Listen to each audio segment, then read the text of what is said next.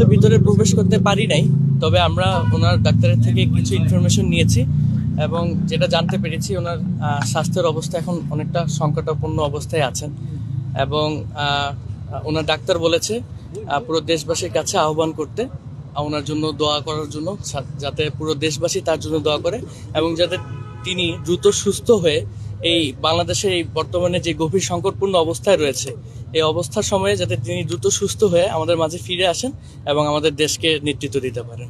যদিও এই প্রশ্ন করা ঠিক না, তারপরও মানে সংকটাপন্ন আসলে এই মাত্রাটা বা তীব্রতা কতটুকু আশঙ্কাজনক আমিও সেটি বলতে পারছি না, যেহেতু ডাক্তারের মুখের থেকেই আমি শুনেছি। সেক্ষেত্রে আপনারা যতটুকু ইনফরমেশন আছে আপনাদের কাছে, তার শরীরের কন্ডিশন যেরকম, আমার কাছেও সেরকম ইনফরমেশনই আছে। Thank you so much. Thank you.